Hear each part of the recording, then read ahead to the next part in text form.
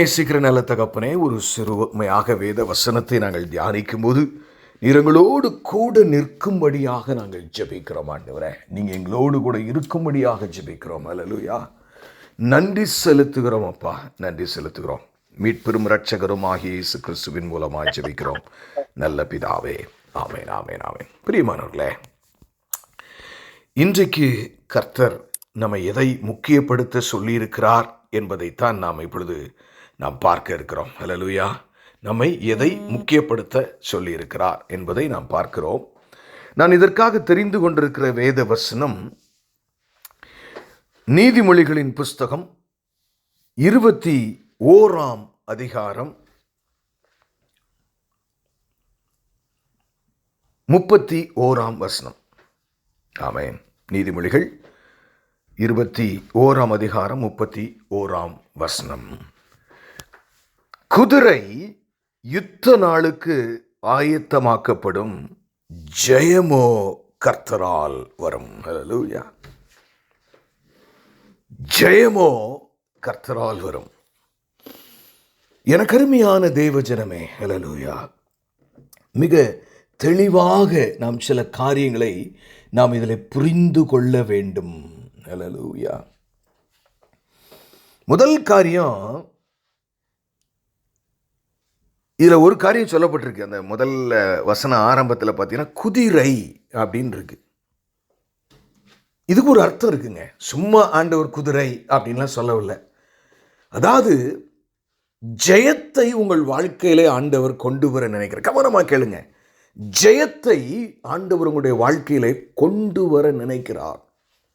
ஆனால் அதுக்கு ஒரு ப்ரொசீஜர் இருக்கு. ஹல்லேலூயா.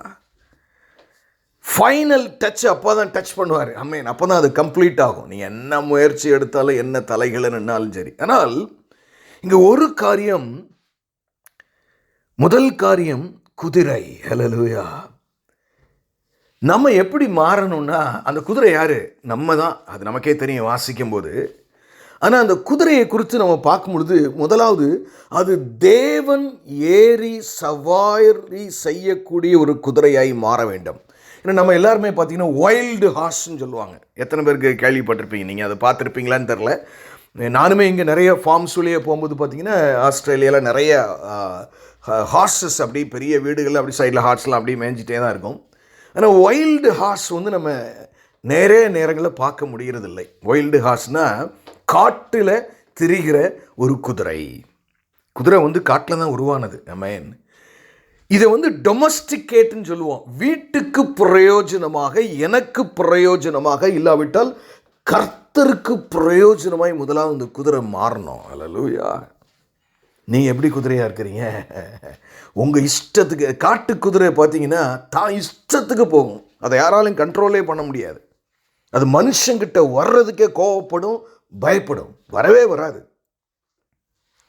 அப்போ எனக்கு அருமையான தேவ ஜனமே, முதல் காரியம் ஜெயம் கர்த்தரால நமக்கு கொடுக்கப்படும்னா, நம்ம வாழ்க்கையாகிய குதிரை அப்பாவுக்கு ரெடி ஆகணும். ஹல்லேலூயா. அதான் ஆரம்பம். ரெடி ஆயிரணும். நீங்க ரெடி ஆயிட்டீங்களா? ஹல்லேலூயா. எனக்கு அருமையான தேவ ஜனமே, this is very very important. Hallelujah. Very very important. ரொம்ப முக்கியமான காரியம். அநேக சோதனைகள், தடைகள் எல்லாம் கூட வரலாம் பிரியமானவர்களே.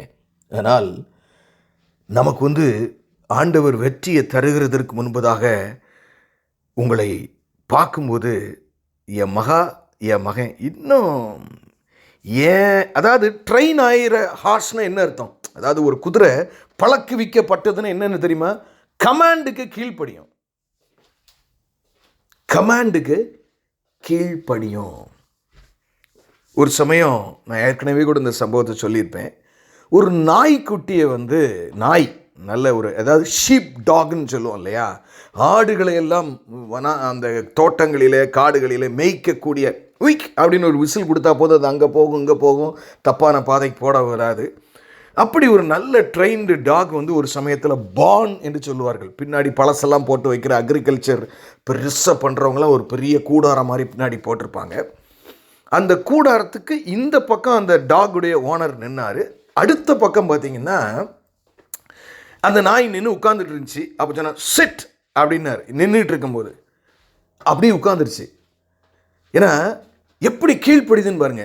அப்புறம் பின்னாடி வந்து சைடில் ரைட் ஹேண்ட் சைடில் திரும்பி பார்க்கும், திருப்பி அவரை பார்க்கும். அவர் சிட்டுன்னு தான் சொல்லியிருப்பார். இந்த டாக் மட்டும் பார்த்தீங்கன்னா சிட்டுன்ட்டானா அடுத்து நீங்கள் 3 மணி நேரம் கழித்து வந்தாலும் உட்கார்ந்து தான் இருக்கும். எத்தனை மணி நேரம் நீங்கள் கழித்து வந்தாலும் சரி பிரியமானவர்களே. ஆனால் அது வலது பக்கம் திரும்பி பார்க்குது. ஏன்னா வலது பக்கத்திலிருந்து என்ன வருதுங்கிறது இவருக்கு தெரில. ஏன்னா இவரை வந்து அந்த பில்டிங் மறைச்சிருச்சு. அது இந்த பில்டிங்கை தாண்டி அந்த எட்ஜில் அது உட்கார்ந்துட்டு இருக்கு. ஆனால் ஆக்சுவலாக என்ன நடந்துச்சுன்னு சொன்னீங்கன்னா, அதனுடைய ரைட் ஹேண்ட் சைட்லேருந்து ஒரு டிராக்டர் பெருசாக வந்துகிட்டு இருக்கு. ஆனால் இவன் சிட்டுன்னு சொல்கிறான். அது வர்றது இவனுக்கு தெரில. அது வேகமாக அந்த வெஹிக்கிள் வந்ததுனால என் எஜமா உட்கார்ந்துருந்தான் சொல்லியிருக்காங்கிறதுனால கடைசியில் உண்மையிலே நடந்த சம்பவம் பிரியமானங்களே. தன்னுடைய ஒரு காலின் மேலே, அவனுக்கு மேலே இருந்து உயரமாக இருந்தனால தெரியல, ஒரு சக்கரம் ஏறி இறங்குச்சு. அப்பவும் அது அந்த இடத்த விட்டு போல, உட்கார்றதை விட்டு எந்திரிக்கல. இவர் துடித்து போனார். அப்புறம் கொண்டு போய் ஆப்ரேஷன் பண்ணி அந்த காலை எல்லாம் திருப்பி சரி பண்ணி அதுக்கப்புறம் நல்ல ட்ரெயின்டாக கொண்டாந்துட்டார். 3 மாதம் படுத்து படுக்கையாகவே அந்த நாய் இருந்துச்சு. ஆனால் அதனுடைய ஸ்டோரி இதுதான் பிரியமானவர்களே. உங்களையும் சும்மா குதிரைன்னு சொல்லாதீங்க.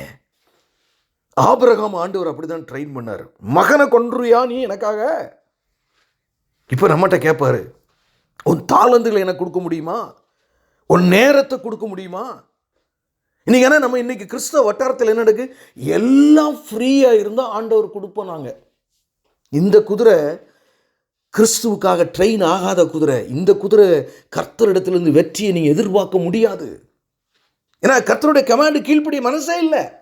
When I am free, நான் ஃப்ரீயாக இருந்தேன்னா எனக்கு எந்த டிஸ்டர்பன்ஸ், தூங்குறது கூட இருந்தால் நான் வரமாட்டேன், ஒன்றும் செய்ய மாட்டேன் ஆண்டவருக்காக. இன்னைக்கு அப்படித்தான் இருக்கிறோம் பிரியமானவர்களே. சபையை பாருங்கள், ஒருவேளை நீங்கள் அப்படி இல்லாமல் இருக்கலாம்.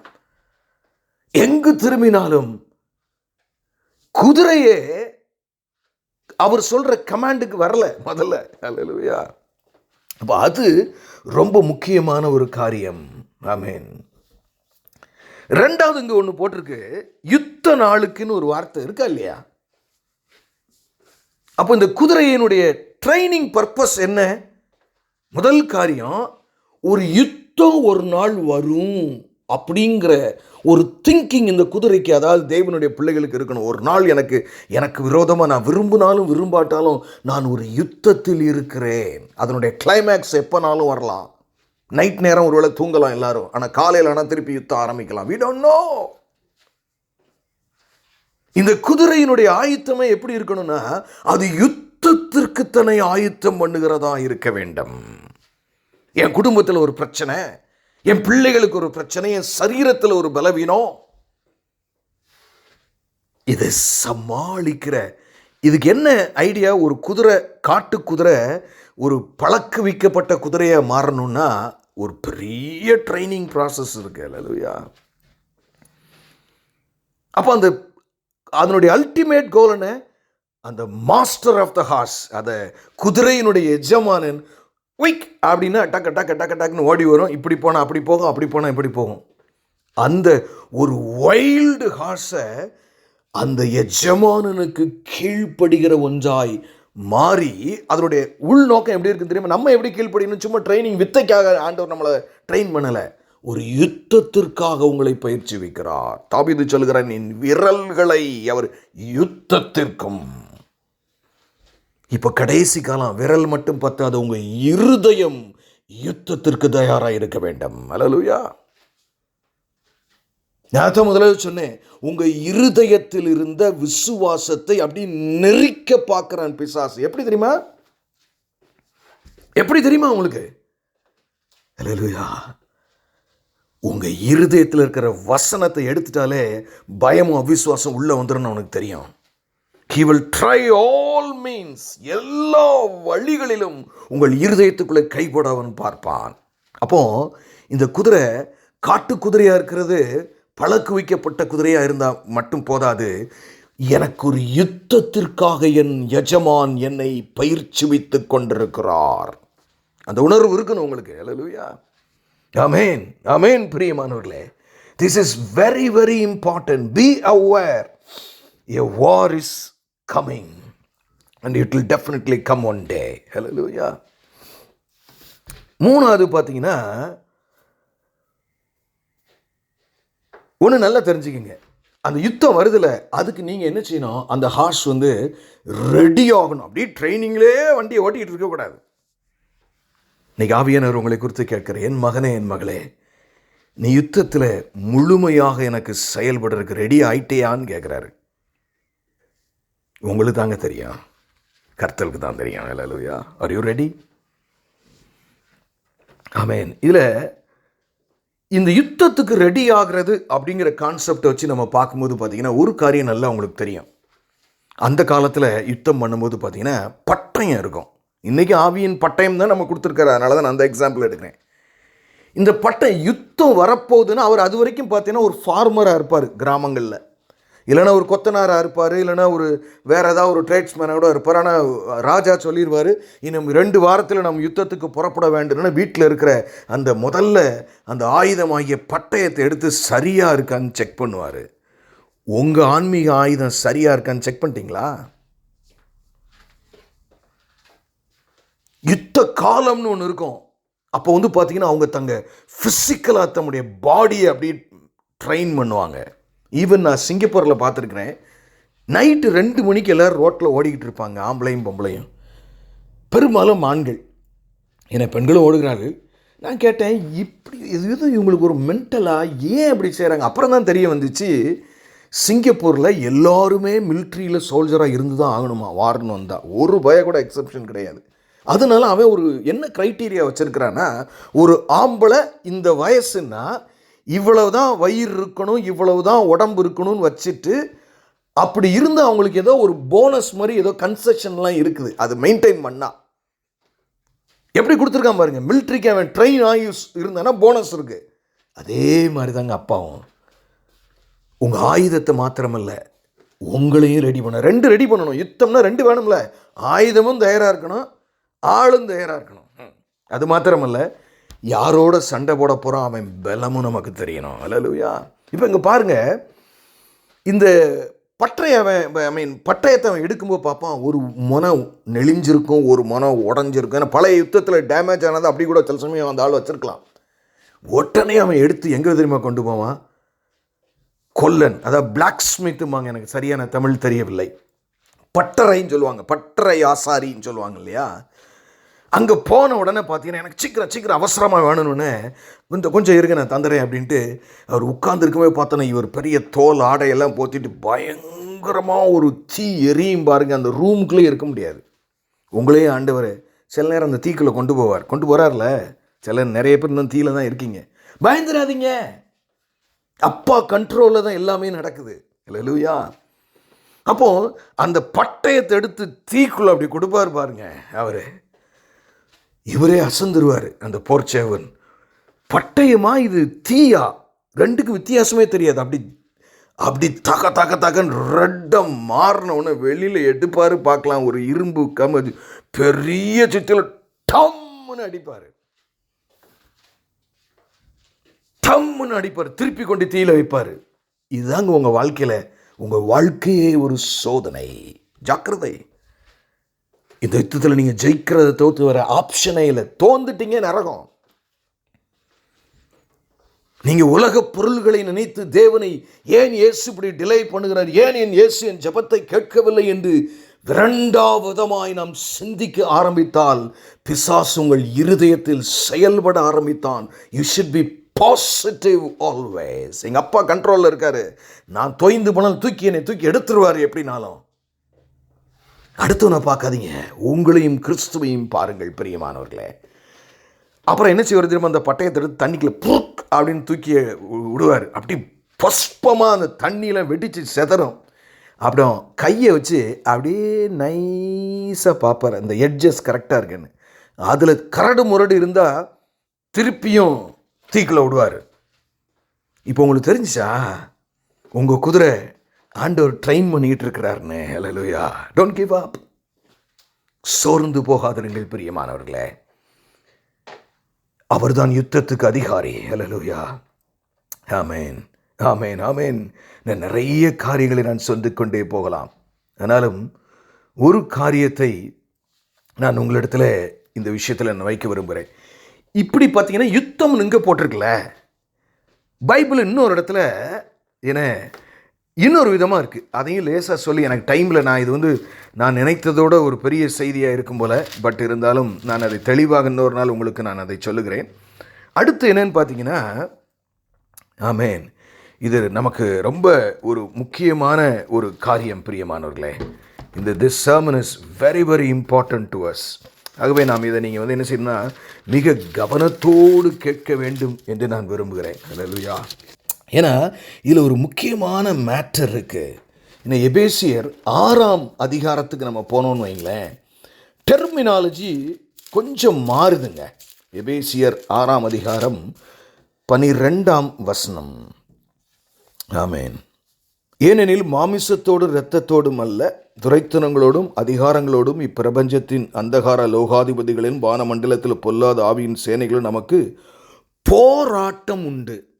வேறு டெர்மினாலஜி, வாருங்கிற டெர்மினாலஜியில் அந்த வேர்டு அதுக்கு அதனுடைய க்ரீக் வேர்டு என்னென்னா, ஆமாம், பாலே, PALAY, பாலே அப்படின்னு ஒரு வேர்டு பயன்படுத்தப்படுது இந்த இடத்துல. அப்படின்னா என்ன தெரியுமா, இங்கிலீஷ் பைபிளில் படித்து பார்த்தீங்கன்னா ரெஸ்லிங் இருக்கும், குத்துச்சண்டை போடுதல் அப்படின்னு என்ன அர்த்தம்? ஏன் ஒரு காரணத்துக்காக இதை ஆவியானவர் உங்களோடு பேசி கொண்டிருக்கிறார். உங்களுடைய யுத்தம் எப்படி இருக்குன்னா குத்துச்சண்டை மாதிரி தான் இருக்கு. நீங்கள் உடனே நிறைய பேர் இன்னைக்கு ஏன் இதை ஆவியானவர் சொல்கிறாருன்னா, நிறைய பேர் கர்த்தருக்கு பயப்படுற பயம் அவங்க இருதயத்தில் இருக்கோ இல்லையோ, பிசாசுக்கு பயப்படுற பயம் நல்ல விசுவாசிகள்கிட்ட இருக்குது. அது இருக்கவே கூடாது. இப்போ இந்த மல்யுத்தங்கிறது பார்த்தீங்கன்னா ஒரு 4 கயருக்குள்ளே உள்ளே இறக்கி விடுவாங்க, 2 பேரை இறக்கி விடுவாங்க, மேலெல்லாம் என்ன தடவி இருப்பாங்க, ஏதாவது இருக்கும். ஒருத்தர் கழுத்தை ஒருத்தர் பிடிக்கணும், இவர் கழுத்தை பிடிக்க பார்ப்பார், அவர் கழுத்தை பிடிக்கணும், தூக்கி அப்படியே கீழே போடணும். ஆனால் ஒரு விசில் இருக்கும், அதுக்கு ஒரு டைம் இருக்கும், அதுக்கு ஒரு என்ன சொல்கிறது ரெஃப்ரி இருப்பார், பீப்னு உதன நின்றோம். நம்ம இந்த சண்டைக்கு ரெஃப்ரி யார்? ஏசப்பா தான் referee. Hallelujah. It is all a controlled environment. அதனால தான் பேதுருட்ட சொல்லும் பொழுது இயேசு சொல்றாரு, உன்னை பிசாசானவன் சுளகிலே புடைக்கும் வண்ணமாய் என்னிடத்திலே அனுமதி கேட்டுக்கொண்டான், நானோ உன் விசுவாசத்திற்காக வேண்டிக் கொண்டேன். பயப்படாதீங்க.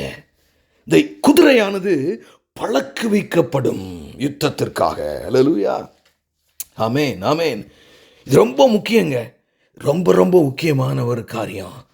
நீங்கள் விட்டுட்டீங்க, அவன் கழுத்து உங்கள் கழுத்து, அவன் கை உங்கள் கழுத்துக்கு வந்துருச்சுன்னா நீங்கள் அவுட்டு, தோல்வியில் முடியலாம்.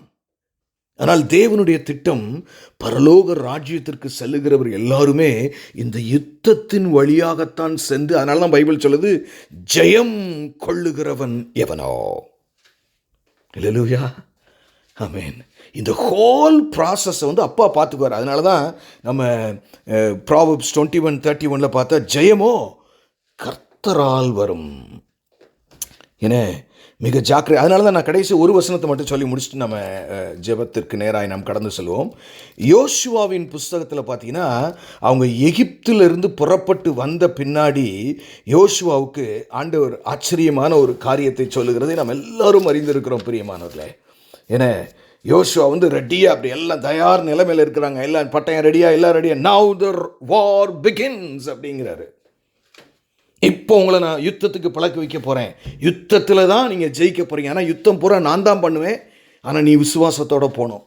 அப்பா தான் யுத்தம் பண்ணுவார். ஒரு பயலை நம்மளால் குணமாக்க முடியாது, ஒரு பிசாசை நம்மளால் விடுதலையாக்க முடியாது, ஒரு வியாதியை குணமாக்க முடியாது, எல்லாம் அப்பா செஞ்சிருவார் உங்களுக்கு. ஆனால் நீங்கள் விசுவாசத்தில் யுத்தம் பண்ணணும். யோசுவா 1ஆம் அதிகாரம் 9வது வசனம், நான் உனக்கு கட்டளையிடவில்லையா? கட்டளைங்க. ஹலோ, கீழ்ப்படிஞ்சிட்டிங்களா? என்ன கட்டளை? பலம் கொண்டு திடமனதாயிரு. அப்போதான் கர்த்தருடைய ஜெயத்தை நீ பார்க்க முடியும். நீ குதிரை, திகையாதே, குதிரையே திகையாதே, குதிரையே பலன் கொண்டு திடமனதாயிரு, குதிரையே கலங்காதே, நீ போகும் இடமெல்லாம் உன் தேவனாகிய கர்த்தர் உன்னோட கூட இருக்கிறார். அல்லேலூயா. வேற என்னங்க உங்களுக்கு வேணும்? வறுமையா, வியாதியா, வயசாகி போச்சா? உன் தேவனாகிய கர்த்தர் உங்களோடு கூட இருக்கிறார். அல்லேலூயா. ஆகவே நாம் இப்பொழுது அந்த வார்த்தையை மீண்டும் ஒரு முறை நான் வாசித்து முடிக்கலாம் என்று நான் நினைக்கிறேன். பிரியமானவர்களே, அருமையான ஒரு வார்த்தை. குதிரை யுத்த நாளுக்கு என்று ஆயத்தமாக்கப்படும், ஜெயமோ கர்த்தரால் வரும். எங்களை நேசிக்கிற நல்ல தகப்பனே, நீ தந்த வார்த்தைக்காக நன்றி ஆண்டவரே. ஜெயம் இன்றைக்கு எங்களுக்கு இந்த உபவாச ஜெபத்தில் உண்டு. அதற்காக நன்றி செலுத்துகிறோம். மீட்பெரும் இரட்சகருமாய் இயேசு கிறிஸ்துவின் மூலம் ஜெபம் கேளும் எங்கள் ஜீவனுள்ள நல்ல பிதாவே, ஆமென்.